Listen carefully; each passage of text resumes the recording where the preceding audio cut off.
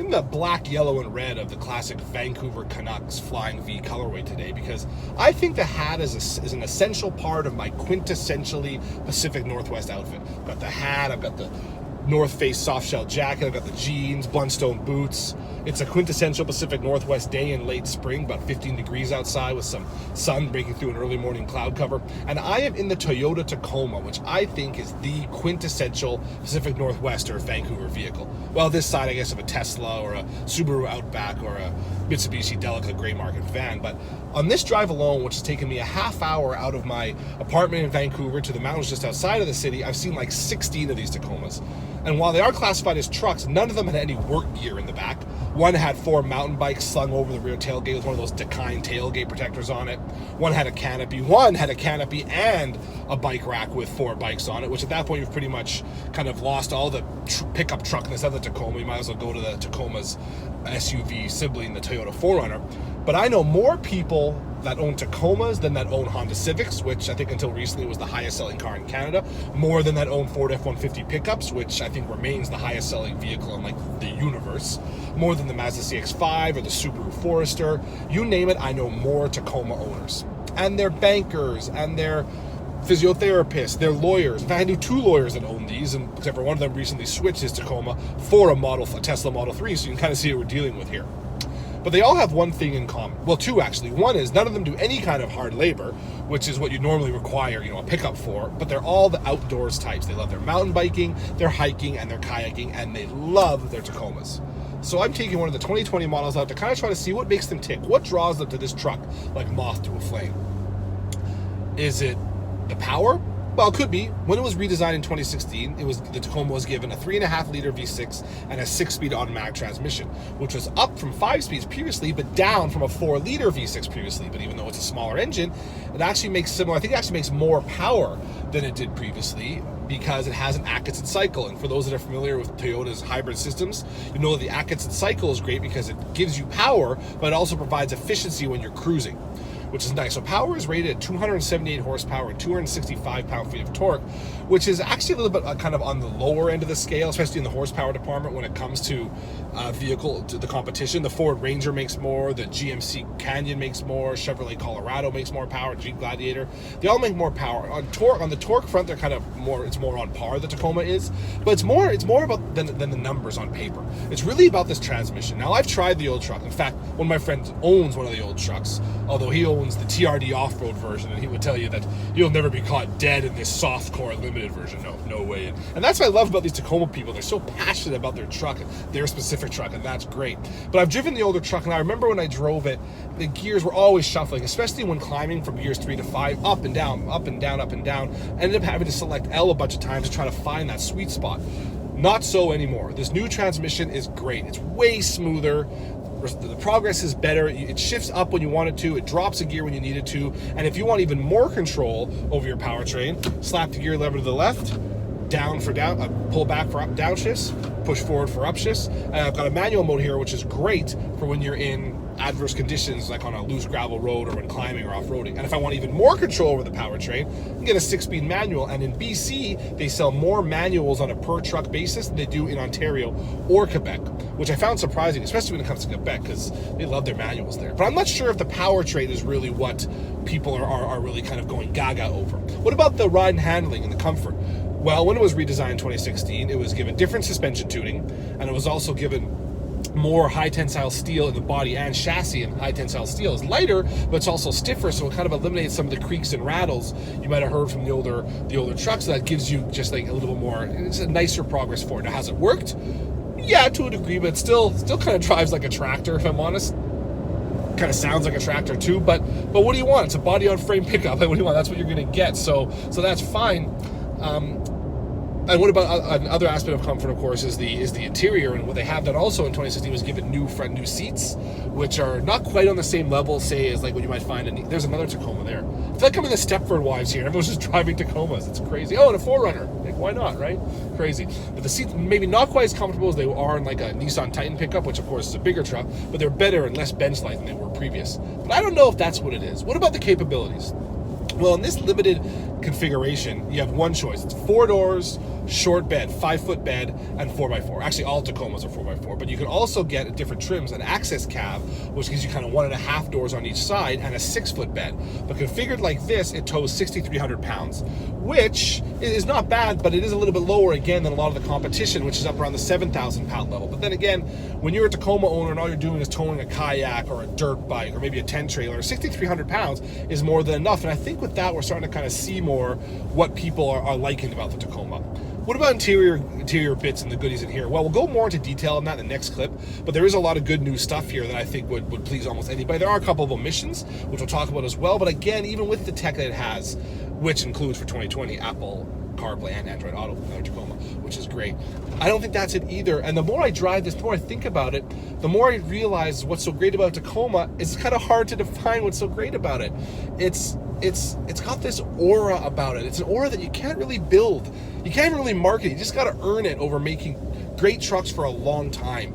Maybe people that are buying Tacomas, maybe they know how reliable they are. They're always starts, and they're fairly inexpensive to repair, and or maybe they remember how the famous motoring show on BBC, Top Gear, tried to kill one of these, or a Hilux version of one of these, by dropping a building on it, by drowning it in the English Channel, by putting it on fire, but it always started after that. Now, these new trucks have all this electronic trickery. I don't know if it would start after being dipped in salt water in the English Channel, but it's still going to trade on that brand equity earned by Toyota for their trucks over all these years. Maybe the person thinking about Tacoma is a Back to the Future fan. Maybe they know their pop culture, and they remember that while the DeLorean was definitely the star of that movie series, Marty McFly's dream vehicle was a Toyota truck. Black one that was lifted with some KC fog lights on it, but it's got this aura of Tacoma, and that's awesome. And the more you think about it, the more you realize that it's a vehicle that, all these details notwithstanding, it's more than the sum of its parts, and that's really more, or at least that's all you can ask for from a vehicle of any kind. So while you are restricted to the 5-foot bed when it comes to the 4-door Tacoma, there's lots of good features here. You've got your bed lights on either side, your rails, you've got this great power hookup, plus this bin here, which can be used for, wet items, muddy items, or maybe a couple of cans of your favorite extra super dry hop Northwest IPA craft beer. You have your bed liner, plus you got these tie downs here, which are great. And it is a pickup bed, obviously it's meant to be used, even if it's going to mainly be used for mountain bikes and camping gear and the like.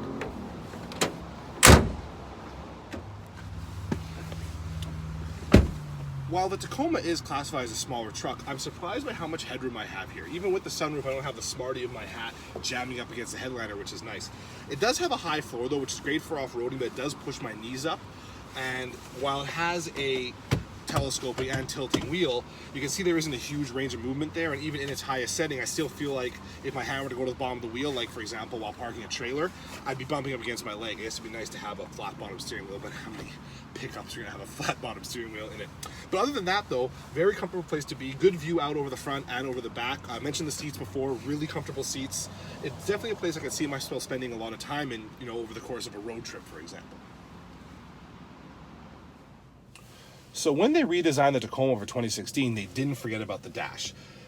It looks pretty Spartan here, but if you can believe it, it's less Spartan than it was previous. They've given us more buttons and dials, kind of more hotkeys, if you will. And while they've made them smaller to fit them all on here, they're still chunky enough that you can kind of operate them while driving. You don't have to spend time looking down and searching for your controls. Lots of features on here. You've got your heated seats, which are heatable to 3 levels, heated outside mirrors, 4-wheel drive system, dual zone climate control, clock that doesn't look like it's something I would have bought from a dollar store for my bedside table when I was 12, blind spot system, park assist, power rear window, wireless charging and USB port, and plus this great JBL audio system, which is great sound, and for 2020 has been given Apple CarPlay and Android Auto compatibility. When they redesigned, they also added more storage. So if you look at here, you can see you've got the storage bin added down here. You've got 2 cup holder and a cup holder and 2 cup holders ahead of the shift lever, your wireless charge pad, nice big glove box. The main storage bin is just a single kind of unit. There's no shelving or anything in there, so everything can come in and out real easily. Lots of really good stuff for storage. But it is missing a feature which I'm really surprised to see is missing is there's no heated steering wheel. This is the top trim of the Tacoma. It's like $50,000, and when base model kind of like mid-size sedans or compact sedans even these days are getting heated steering wheels, especially in Canada, I was surprised to see it left out of the Tacoma Limited, especially for a kind of a lifestyle-y outdoors truck where people are going to want to take winter holidays for sure. They might want to have that heated steering wheel. I do like the parking assist system though. There is a radar guide for the back seat, so there's a tone that sounds when you're coming up on an object behind you. But for everything else, you've got this camera system here. You've got the front-facing camera here, top-down facing camera here. It's just a press of the button beside my left knee here. You've also got each wheel as well, which is good because it not only helps you park, but when you're going off-road at kind of lower speeds, you can kind of really see what's going on underneath the truck. And of course, when you select reverse, you've got your traditional backup camera here. So while they are missing that heated steering wheel, and that's too bad, there's lots of really good stuff here that makes it a perfectly habitable cockpit.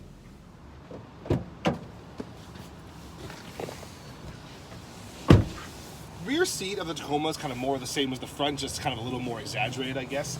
I still have enough headroom to clear the Smarty of my hat here, but if I move it either way, I will be hitting that headliner. And my knees are even higher up here in the back seat than they were in the front seat, which is again an awkward seat position. I did fit my 2.5-year-old forward-facing child seat back here, and while getting it in wasn't too bad, the anchors on the bulkhead are a bit tough to reach, but that's the case in a lot of pickups. Getting her in the seat once it was installed was a little bit tough. Again, high floor, slightly small door opening to that kind of chopped roof the Tacoma now has, made it for a bit of a finagle to get her in here. But I don't know how many people are going to be letting how easy a child seat is to fit make or break their decision to buy a Tacoma. What they might be more interested in, though, is how storage works in the backseat as well. A lot of pickup users use the backseat for storage. And that light, the Tacoma kind of has a fully back seat, but it's kind of like a 3-step process. Gotta flip this down, then down comes this. Then you gotta pull this tab here for this, and then you gotta kind of maneuver it in there, more finagling.